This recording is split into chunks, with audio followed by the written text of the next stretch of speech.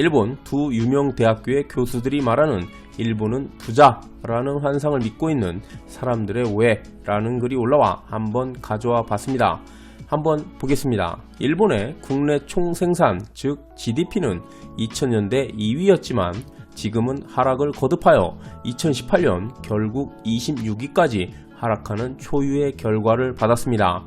일본이 가난해지고 불쌍해지는 것은 확실합니다만 아직도 명목상 GDP가 3위에 올라있기 때문에 부자라고 착각을 하고 있습니다. 명목상 GDP가 큰 이유는 인구가 많기 때문이지 별다른 이유는 없습니다. 현재를 나타내는 부를 보려면 1인당 구매력을 봐야 하는데 싱가포르는 쳐다도 못 보고 홍콩, 대만에도 뒤처지고 있으며 한국과는 나란히 서 있는 상태입니다. 이것도 나라가 소국이 되면 싱가포르처럼 되겠지만 이 정도로 인구가 줄진 않을 테니 실현 가능성은 없어서 가난하게 살 수밖에 없네요. 일본 경제가 이렇게 정체된 이유는 제조업에 한정돼 장시간 근무할 수밖에 없는 노동 환경이 자리하고 있는데요. 일하는 방식이 변하지 않기에 이것은 일본의 근본적인 문제인 듯합니다. 전 항상 신입 일괄 채용 종신고용제와 연공서열 정년제 종료를 부르짖고 있습니다. 이 정책들로 인하여 일본형 경영 시스템이 안착이 되면서 인구 증가와 고도 성장이라는 전제 조건이 필요하게 되었습니다. 지금과는 전혀 맞지 않는 구조이기 때문이죠. 이런 부분을 바로잡기 위해서 노동조합이 생긴 건데 노동자를 지켜야 하는 노동조합은 결국 기업의 이윤 추구와 함께 상생으로 노동자의 편이라기보다 기업의 공범 같은 존재가 되었습니다. 노동조합의 장은 기업의 출세 코스를 타고 인사관리에 관여하였기 때문에 경영자에 적합한 사람들이죠. 또한 페미니즘적이기도 했는데 이것을 이용해 여성의 희생을 강요하고 있다고 젠더 연구의 결과가 나와 있습니다. 여성을 구조적, 조직적으로 배제하는 효과가 있었기 때문이죠. 노동조합은 초창기 실업률을 줄이고 완전 고용을 달성하는 역할을 담당했지만 결국 여성이 노동시장에서 배제되는 역효과를 낳고 말았습니다. 이것이 모두에게 좋은 일이었을까요? 여성들에겐 억압이었을지 모릅니다. 솔직히 일본의 고도 성장을 수치적으로 분석을 하면 대부분의 인구 증가로 인한 한국전쟁에 의한 특수 등의 우연이 겹쳐 부를 달성하였습니다.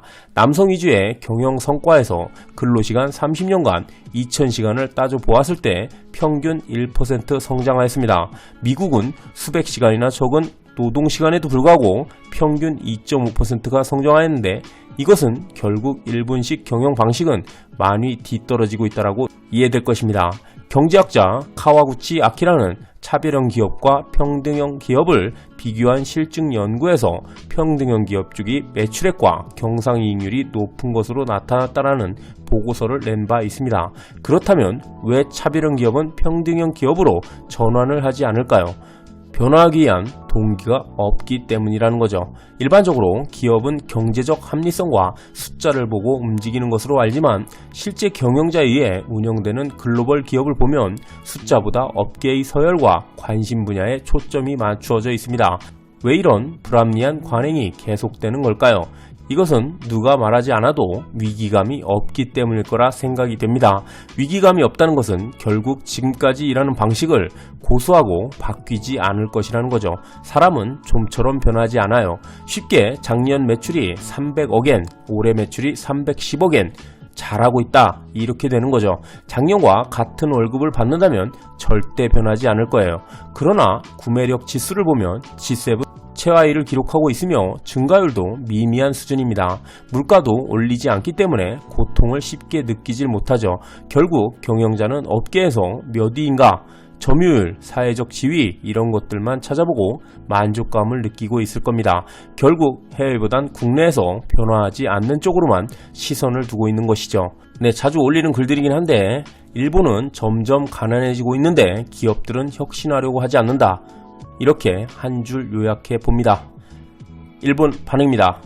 2020년의 현실 OECD 국가의 평균 임금 한국 42,285달러, 일본 38,617달러, OECD 국가의 노동 생산성 한국 82,252달러, 일본 81,193달러, 네, 댓글은 저렇게 달려있는데 2018년 기준 한국의 평균 임금은 39,472달러였으며 OECD 국가의 평균 임금 41,553달러 이렇게 나오더군요.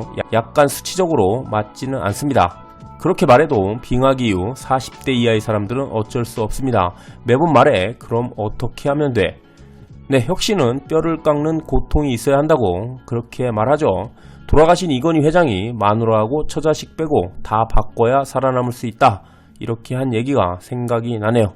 노인이 장수할 수 있도록 모든 것을 쏟아붓고 있기 때문이다. 일본은 노인에게 봉사하기 위해 모든 것을 바치는 나라. 네, 고령화 사회에 진입한 나라들의 공통 문제이기도 한데 이런 문제는 결국 수혈이 필요한 부분이라 자생적으로 젊은이를 만들 수 없다면 베트남이나 필리핀 같은 나라들의 청년 이민자를 적극 수용할 수밖에 없지 않을까 이렇게 생각을 해봅니다.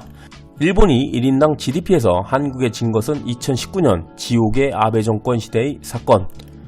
이건 수출 규제를 말하는 것 같긴 한데 정확히 무엇을 말하는지는 모르겠네요. 막아내야 한다. 노인이 4천만 명, 히키코모리의 중년 61만 명, 15세에서 39세 은둔형 외톨이 54만 명, 국가부채 1200조엔. 이건 뭐 말도 못하는 내용이긴 하죠. 120조엔 국가 예산에 90조엔의 빚이다.